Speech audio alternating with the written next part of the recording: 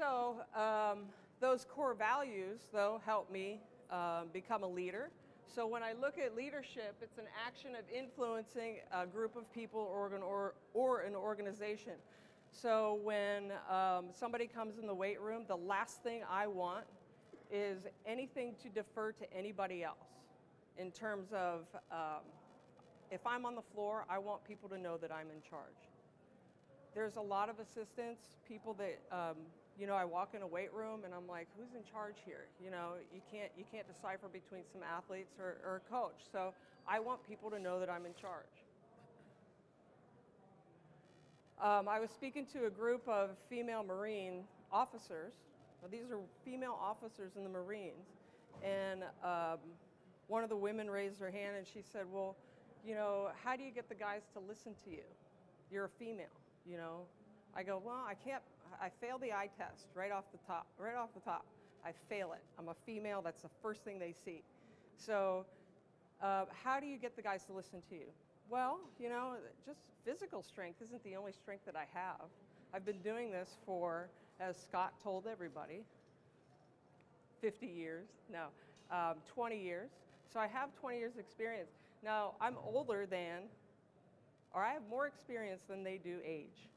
So that's a huge strength for me. Intellectually, I've been studying, and we do continuous education with Dr. Fry every day. My moral strength, what I believe in. My emotional strength, how I can read a situation. Did you guys see the article in Wall Street Journal about Oregon football? There are no yelling coaching staff. Well, that's not novel. That's not a novel idea. So we try to teach. I'm a teacher. I'm not going to berate somebody to get out. Now, I might, but not all the time. That's not my go-to. My go-to is to teach. But then again, I am probably physically stronger than most freshmen when they come in for about 2 to 4 weeks. So that helps too. Leadership do's and don'ts. These are cool ones that I've picked up along the way for weight room stuff. So have positive energy, facilitate the environment and own the room. So these are my top 3. The next one is use adaptive communication. Know who you're talking to. There's so many times where somebody, you might say something to an athlete, you can't say the same thing to a coach or an administrator or an alumnus or a donor. So know who you're talking to and how you have to sell what you're trying to say so they buy into it. I'll say whatever I need to get somebody to buy into what I'm talking about. So know what message we're going to deliver and who I'm delivering it to. Manage my team's confidence through repetitions or build uncertainty through challenges. So I think those are 3 kind of general rules. The don'ts are judge others in the profession based on a snapshot, because anybody could walk in our weight room at any time and be like, what is going on, right? And it could be just a point that I'm trying to make to the kids. Or there could be a really good teaching session going on. Don't be unwilling to adapt. Make sure you're adaptable and flexible, okay? And then don't be an office hermit. I demand my assistants go and do flybys.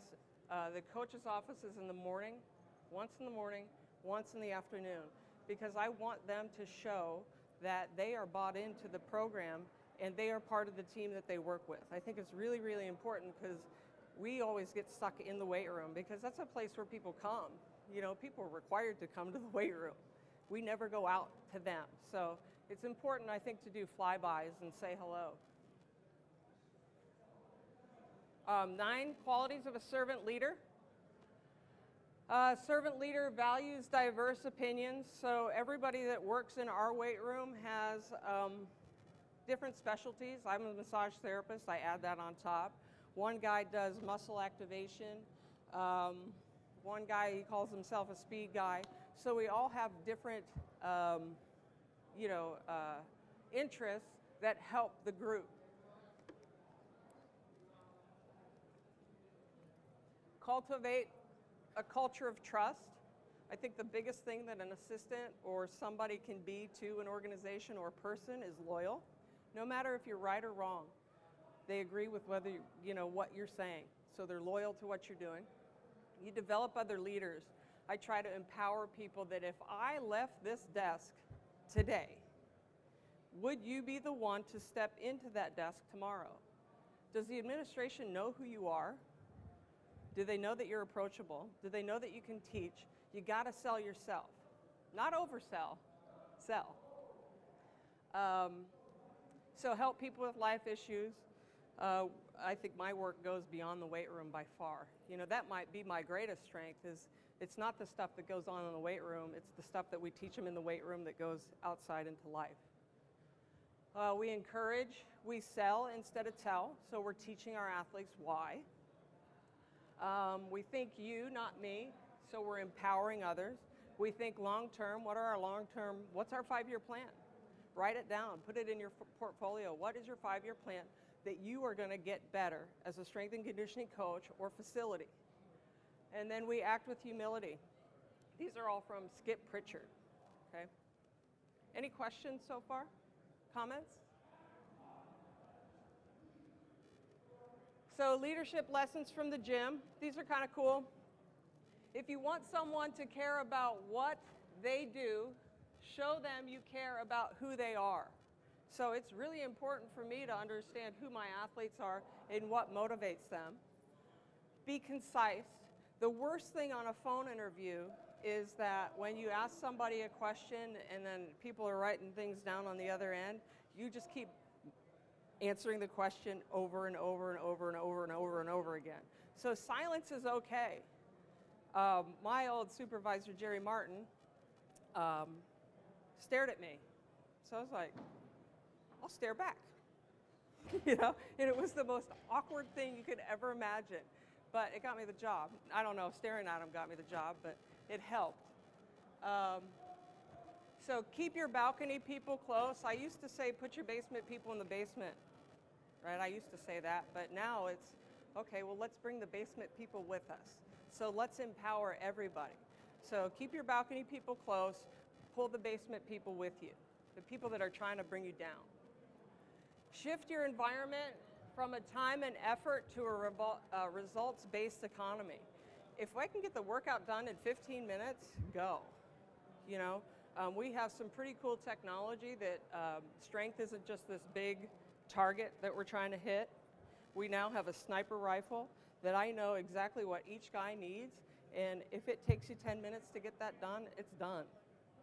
I think what separates us too is the amount of reps we do. We're 46 to 48 weeks out of the year, 3 to 4 times a week, all through the season. I've created a really big monster. Coach Self's like, we're not lifting today? And then I'm like, oh gosh, I don't want to lose my job. Well, we can, so I've created this really big monster where it's about reps, and it's the reps we do all year long. Be a thermostat, not a thermometer. So set the temperature, don't read it. Own the room. Develop an attitude of gratitude. I always say thank you. And you can easily judge this is my favorite quote. You can easily judge the character of a man by how he treats others that can do nothing for him. So we try to bring everybody in. I don't care who you are, what you look like, what you do, whatever. We want you to be a part of what we're doing. And take pride in it. A couple more. Pick your battles. Sometimes I think as strength and conditioning coaches or sport performance coaches, we get stuck. Are you a change agent? Like, are you supposed to be changing the culture? Does the coach want you to change the culture? You might need to find that out. Because my probably biggest failure at Kansas when I first got there was I acted like I did when I was at UConn. And that was the total wrong thing to do in the Midwest. It was the total wrong thing. I needed to befriend everybody, versus just be a coach and just go after them. So know if you're a change agent or not. There's give and take. Compromise can be a success. I always say when you pick your battle, draw your line.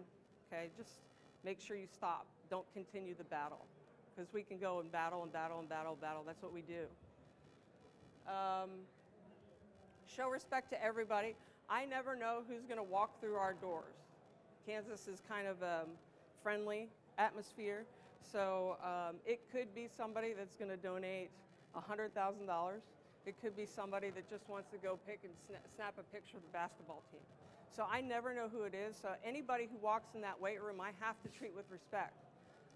It took me a month at Kansas just by being nice to people to raise $150,000 for our technology. 1 month, okay? And that was just reaching out. Coach Self helped with that a little bit too. I mean, he showed up for the event. But it was a pretty cool deal that people want to be a part of what you're doing.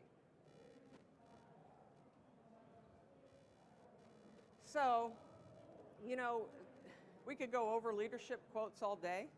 A great leader is willing to sacrifice whatever time and effort it takes. I'm often asked or told that somebody wants to be a head strength and conditioning coach or wants to be an assistant here or wants to do this or wants to do that. But I don't know if they really know that if they're willing to do it. I've been there before where I say that I want something and I really don't. So are you willing to sacrifice everything that you could possibly do to get wherever you want, whatever that goal is? So, you know, again, leadership things go on and on and on, but do you really mean it? Like, does it sink into the core of who you are?